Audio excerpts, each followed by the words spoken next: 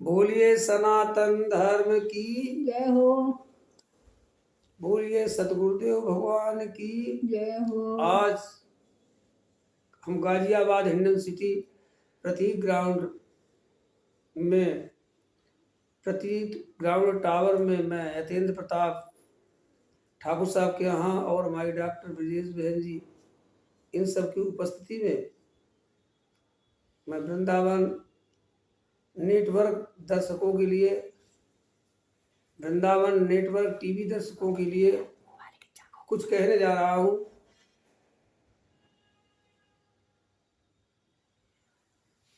कि बहुत से लोग अपनी बात कहते हैं, मैं अपनी बात कहता हूँ।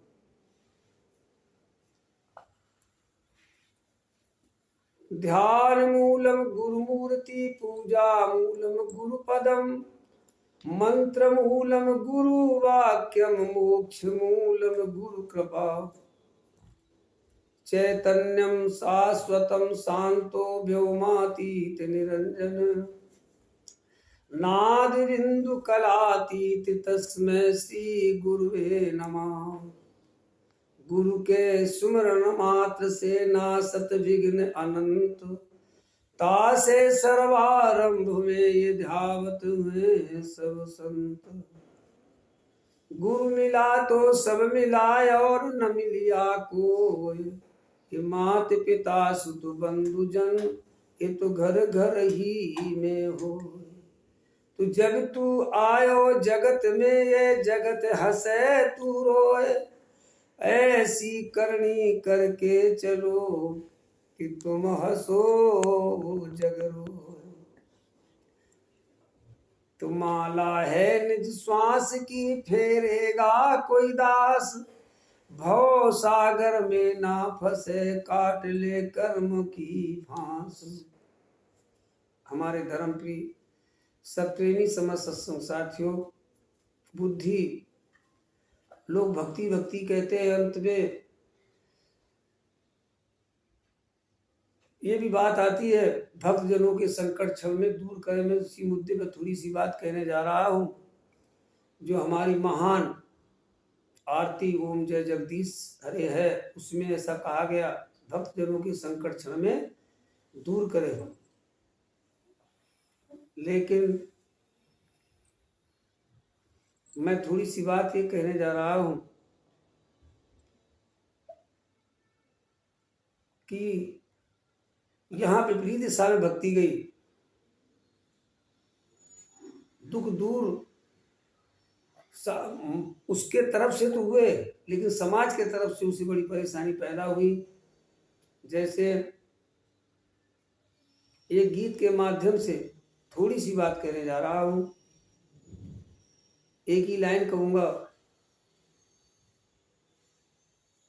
और कोई सौदर कर लो, और कोई सौदर ले लो, खुली है धर्म की रिहाट। और जिन जिनने सौदा कीनी थाली रही न खाट, भाई मेरे थाली रही न खाट, न थाली रही न खाट रही। मीराबाई ने सौदा कीनो क्या किया, वृंदावन में डाल झोपड़ी और तजो अमीरी ठाट। अरे कोई सौदा कर लो लगी गए धर्म की हाट। तो हरिश्चंद्र जी ने, मौरत ध्वज ने, ऐसी बातें आती है, भजन तो बहुत बड़ा है। मौरत ध्वज ने अपने बच्चे को काट दिया। हरिश्चंद्र का कुनवा 12 हो गया। धन्ना जाट काम कोम का जाट था, उसके मार पड़ी। जब बीज बांट कर घर लौटा, उसके भाइयों ने पिटाई कर दी कि मार्ग में 2 साधु मिल गए, बीज दियो तो बांट।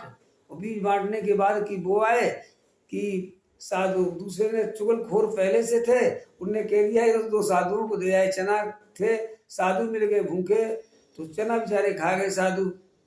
जो 1 आध किलो बीज लिए जा रहे, थोड़े खेत में बोना था, तो दोनों वो धन्ना जाट से लोगों ने कहा है, खेत तक भी नहीं गया, लौट आया रास्ते से और चना दे आओ बाबा जी को, ठेलुआ मिल गए।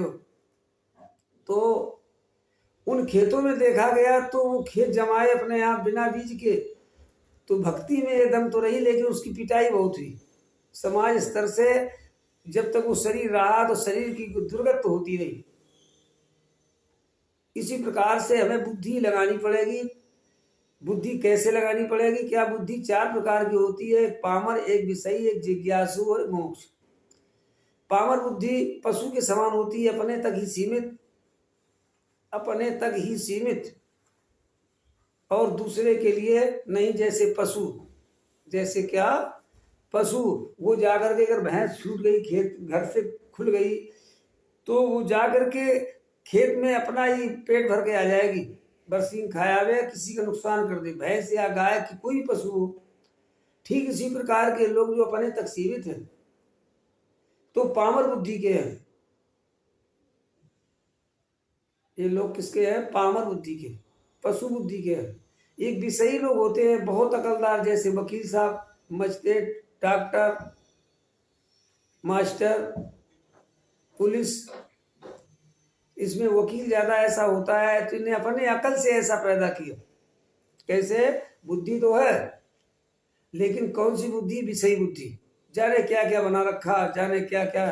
फिर उसकी आसक्ति ही छोड़ने में, उनको छोड़ने में भी तकलीफ पड़ती है।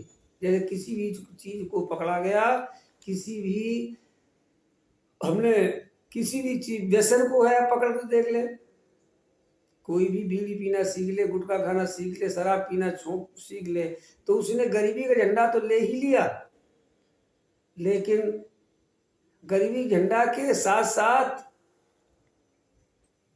उसने ऐसा अपना जीवन बर्बाद कर लिया कि कुछ पूछो मती। आगे जो हमारे विषयी लोग हैं, जो विषयी लोगों से देखिए कितना अपने लिए बवंडर खड़ा कर रखा। जब बुढ़ापा आकर के परेशानी मिलती है तो उसको निकाल कर बाहर खड़ा कर दिया जाता है। तो जब उसके घेर में या उसको एक तरफ किनारे कर दिया जाता है कि चलो इधर तुम लेटो, तब उसे वो टाइल्स से वो घर की सुविधाओं को दूर करता है, तो उसको छिपुली बनना पड़ता है, कहीं मकड़ी का जाल बन करके, जाल में मकड़ी बन के आना पड़ता है, ये सब चूहा बनना पड़ता है। उनकी रोज दवाइयाँ डाली जाती है, लोग मोर के पंखे भी लगाते हैं। क्यों लगा रहे भैया? तो छिपुली कहती मेरा घर है, क्यों? उसने पूर्व में ऐसा कार्य किया था, आसक्ति थी, इसीलिए आना पड़ा। क्योंकि भगवान श्री कृष्ण ने ऐसा संदेश दिया है, और कबीर साहब ने भी संदेश दिया है कि जहां आशा वही बासा, ये है जीव का तमाशा।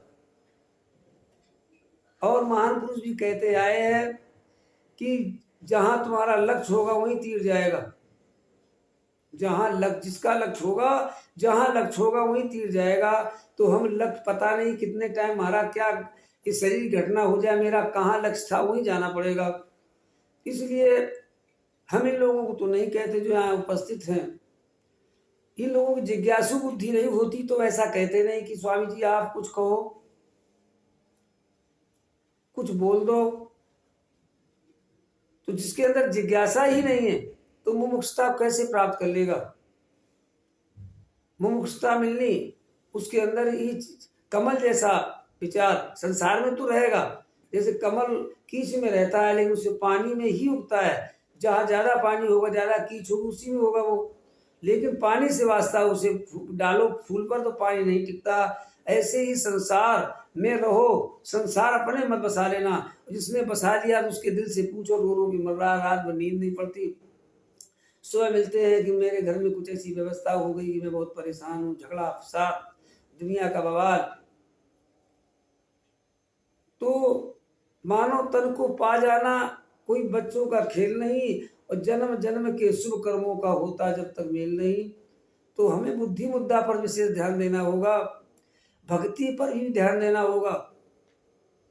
देखिए एक पॉइंट है कि भक्ति के बारे में 4 पॉइंट है, बुद्धि, श्रद्धा, वैराग, त्याग चाहिए। चारों सद्गुण भक्ति में, चारों सद्गुण भक्ति में चाहिए। लेकिन हमारे पास ये चारों सद्गुण हैं कहाँ? बुद्धि है तो पामर है या विषयी है, जिज्ञासु है ही नहीं। कोई जिज्ञासा आई ही नहीं। देखिए जिज्ञासा वाला 210 प्रश्न 210 प्रश्न भगवान श्री कृष्ण से अर्जुन कर देते हैं, वो 500 से उत्तर देते हैं। और फिर भी उन्हें अंत में क्या कह दिया अर्जुन ने भगवान श्री कृष्ण से हाथ जोड़ करके कि क्या अच्छा क्या बुरा नाथ मुझको कुछ पता नहीं है। ये भी कह दिया कि क्या अच्छा क्या बुरा मुझे कुछ पता नहीं है। लेकिन हम यह सोचते हैं कि सब मैं अच्छा ही कह रहा हूं, ऐसा कुछ नहीं। मैं साधु संतों से विशेष, देखिए महान कुंभ लगने जा रहा है, इसमें बहुत हमारी सरकार खर्चा भी कर रही है और बड़े अच्छे सुख साधन देने जा रही है, और लोगों की जिम्मेदारी भी उनके ऊपर बनती है कि कहीं, लेकिन इतना करने के बावजूद भी हमारे संत ही वृक्ष फेर गाड़ी बन रहे हैं कि जैसे नशा करना, जैसे नशा करना। या गीता की पाठ करते हैं, वो गीता की भी पाठ करते हैं और नशा भी करते हैं। तो गीता कि महाभारत से गीता निकला, या गीता का माध्यम महाभारत मान लें, युद्ध का तो ही वो स्वरूप है। तो महाभारत में भीष्म पितामह कि जब पांडवों ने कहा कि भीष्म पितामह का अंत कर दो कृष्ण, मैं आज 8 दिन हो गए, युद्ध करते करते मेरे शरीर में कोई शक्ति नहीं रही और नहीं तो मैं पलायन कर जाऊंगा। तो भगवान श्री कृष्ण कहते हैं कि भैया पलायन कर जाओ, मैं क्या रोक रहा हूं। इस संकेत आ रहा है सिर्फ हमारे महान पुरुषों के लिए, संतों के लिए भक्ता ही बनता है बढ़िया, लेकिन हम व्यसन से अलग नहीं हो सकते। इतना वो तो छूट ही नहीं रहा है। जब वो नाक तक डूबा हुआ कीच में है, बदबू में घुसा हुआ है, बात करता है बहुत आगे की, तो मेरे भाई दुखी तो होगा ही, होता रहेगा, इससे बच भी नहीं सकता। तो भगवान श्री कृष्ण बोले पलायन कर जाओ, लेकिन जब वो तैयार ही हो गए तो बोले कि बात सुनिए, भीष्म पितामह के मारने के लिए मेरे पास दम नहीं है। भीष्म पितामह बादाम है और द्रोणाचार्य बेर थे। द्रोणाचार्य बेर है लेकिन भीष्म पितामह बादाम है। इसका उदाहरण कितना बढ़िया महाभारत में दिया। बेर ऊपर से मीठा होता है, अंदर कठोर होता है। ये कारण बता दिया बेर और बादाम का। हर शब्द इतना महान पुरुषों ने लिखा है कि इससे कुछ निकाल सको तो निकाल लो, और नहीं निकाल पाए तो तुम्हारा जीवन व्यर्थ चला जाएगा।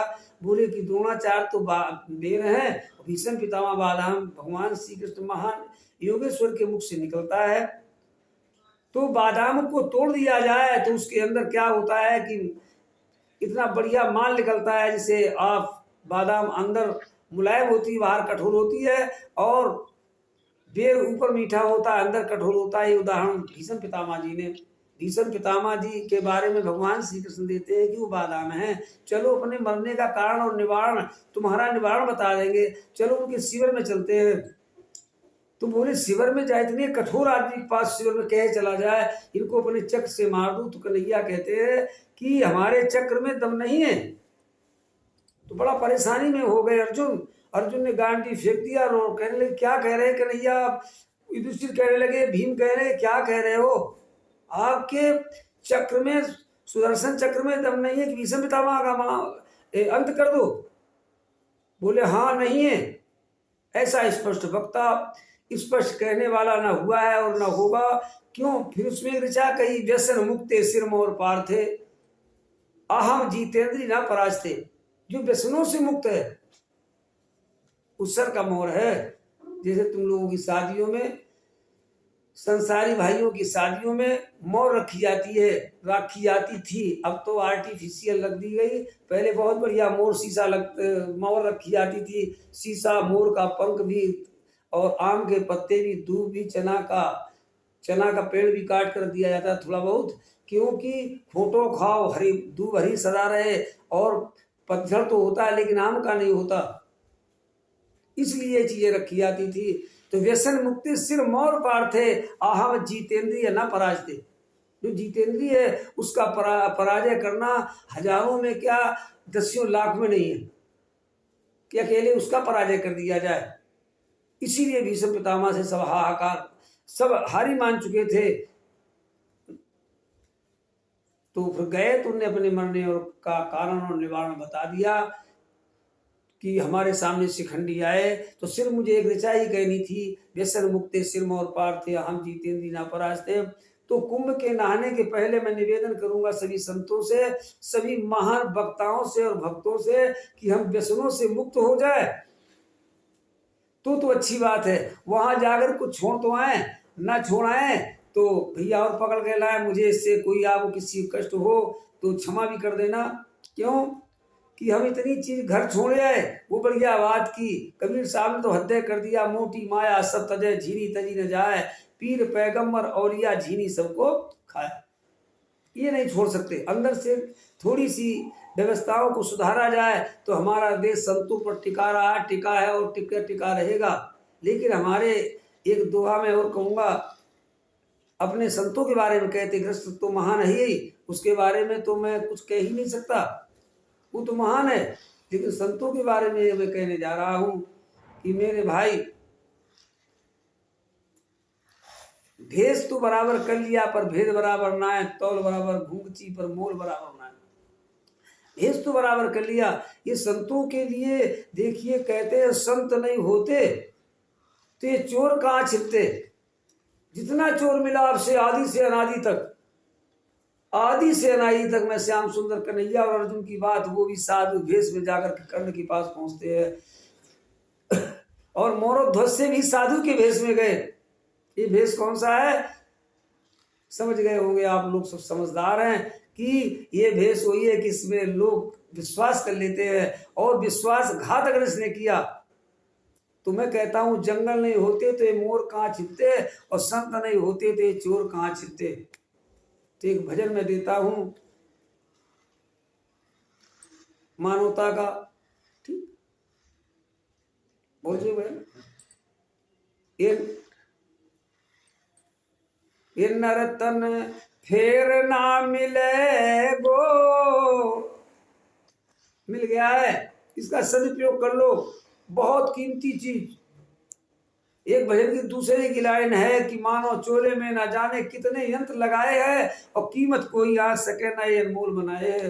परम पिता से प्यार नहीं रहे, शुद्ध व्यवहार नहीं, इसीलिए तो आज जगत में सुखी कोई परिवार नहीं। ते नरतन अरे फेर ना मिले गो, बांधना गठरिया प्राणी पाप की, बड़े भाग्य मानुष तन पायो भटक भटक 84। और अब की दाम चूक गयो बंदे, फिर पड़े गल फांसी डंडा, अरे शीस पे परे गो, बांधना गठरिया प्राणी पाप की, ये नरतन फिर ना मिले गो, बांधना गठरिया प्राणी पाप की।